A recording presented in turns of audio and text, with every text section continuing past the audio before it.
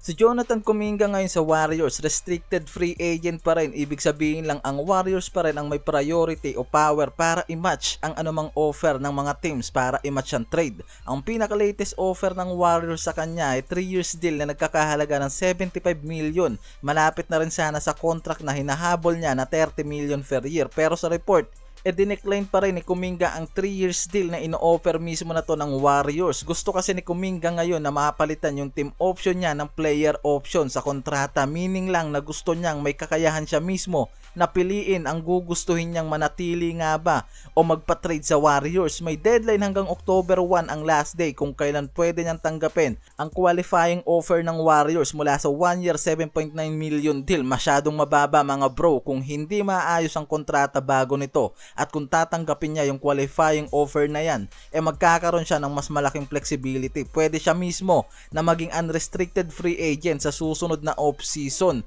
Yan ang paborable na binibigay sa kanya ng Warriors ngayon. So nagkakaroon na talaga ng Kuminga saga kung saan nagkakaroon ng malaking epekto to sa locker room at dynamics ng Warriors. Kapag may mga unresolved na contract, lalo na para sa mga promising player na may potential gaya nga nitong si Kuminga, pwede itong magdulot ng tensyon kung hindi malinaw ang magiging future niya sa team. May mga lumalabas na rin na report ngayon na sinasabing sila Stephen Curry at Draymond Green ay aware na at sumusubaybay na lang sa magiging takbo at usapan sa kontrata nitong si Kuminga. At ngayon nga may mga balita na rin na mismong itong si Jimmy Butler ang nag-reach out na sa front office ng Warriors para itanong at konsultahin ang magiging plano at gusto nitong malaman at klaruhin na kung anong araw talaga ang gagawin nila tungkol sa kontrata nitong si Kuminga. Papipirmahin nga raw ba o babaguhin yung terms o baka i-trade kung hindi magkakaayos yung mga to.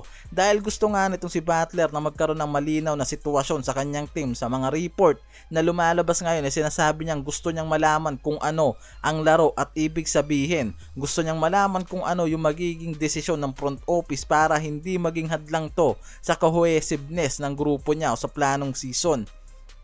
Sa report naman ngayon kay Anthony Slater ng NBA Insider, sinasabing plano na talaga ngayon ni Al Horford na pumirma sa Golden State Warriors bilang starting center kung maaayos na ang RFA statement nitong si Jonathan Kuminga. Si Horford isang veteran big man, may karanasan na sa NBA playoffs hanggang finals, mahusay na basketball IQ at may mga nagawa na gaya ng pagiging all-star.